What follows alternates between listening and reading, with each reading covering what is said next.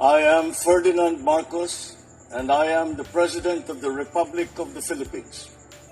I stand today on behalf of 110 million Filipinos. Everyone, it's me again. Hello, Universe. Nako, mga kababayan, paano po yan? Ha? Sabi ko, hindi nyo po kayang patalsikin yung mama na sa palasyo. Ayan o, sample pa lang yan ha. Hindi pa po yan nagtatawag si Pangulong Marcos Jr. How much more pag nagtawag yan? Hindi, wala pa kami dyan ha. Wala po pa po kami dyan sa EDSA Shrine. Ngayong araw na ito ha. December 7. Ha? Oh. December 7, 2024, prayer rally. Diyan po sa EDSA Shrine. Actually, ang dami yan mga kababayan. Kanina nakita ko yung mga nakamotor. Kung makita nyo doon sa bandang gilid, ay sobrang dami po yan. Sabi ko sa inyo eh. Tapos may bala kayong patalsikin ng Pangulo. Huwag na po kayo magtatangka dahil mahihirapan kayo talaga.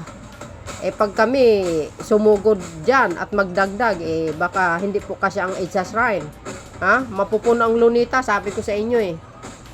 Ha? Yan, nandyan mga taga Laguna, nakita ko sa mga videos, no? Shout out sa ating mga kababayan, ano? Dito kay shout out sa iyo, Ilonggong Tropa. I-subscribe nyo ang kanyang channel, mga kababayan, ha? Mga BBM vloggers nandyan. Malayo kasi kami, mga kababayan, kaya hindi kami nakapunta. Pero if ever na magtatawag si Pangulong Marcos Jr., baka launa, nandoon na po kami, no? So, dahil dito mga kababayan, maraming salamat sa inyong watching. Patuloy nyo suportahan mga best, ang mga pro Marcos vloggers, ayan, pro government vloggers. Pakisuportahan na lang po natin silang lahat.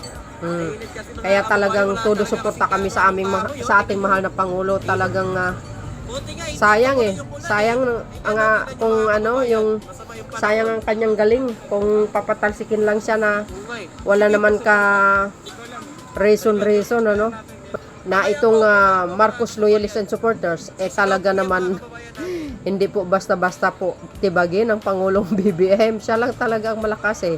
Kasi nakikita nila itong Pangulo na ito na talagang magaling mamuno. Yolo po.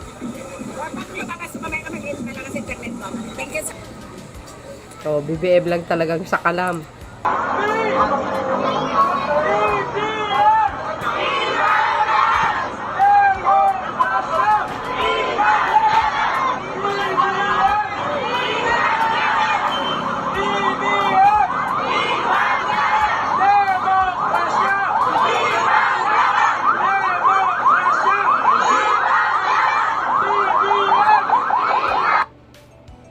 Oh, guys, nakita nyo mga yan? Sample pa lang yan ha.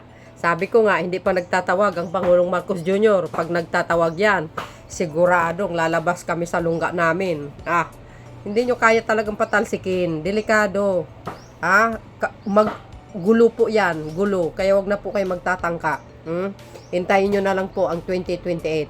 Sample pa lang yan. Hindi po nagtatawag si Pangulong Marcos Jr. dyan. Kulang po ang lunita. Baka mapupuno po yun. Mapuno pa yung harapan ng Malacanang. So, ito pa yung mga ibang highlights na mga pagrarally dyan sa EDSA Shrine. Ito pa, oh. Yun guys, oh, nakita nyo? Oh, mga riders. Sabi sa inyo, yan po ang sinayang ni Sara Duterte, mga kababayan. Kung hindi niya sana binanatan at inaway si Pangulong Marcos Jr., baka may chance pa siyang manalo. Sabi ko nga, without Marcos loyalists, hindi po mananalo ang Duterte. Totoo yun. Kasi, yan ay 2016, ini-endorso ni Amy Marcos. Sa mga Marcos loyalists, si Digong, kaya nanalo yan. Si Sara Duterte, ganun din. Binoto po namin yan, mga Marcos loyalists, kasi katambal siya ni katandem ni Pangulong Marcos Jr. Di ba? Wala Yung 32 million, mas mataas yung kay Sara kaysa kay Pangulong Marcos. Kasi hindi naman binoto ng DDS si PBBM Hindi naman binoto ng DDS si PBBM. Oh, kaya 31 lang. So, ibig sabihin, mas marami ang talagang Marcos loyalist kaysa sa Duterte.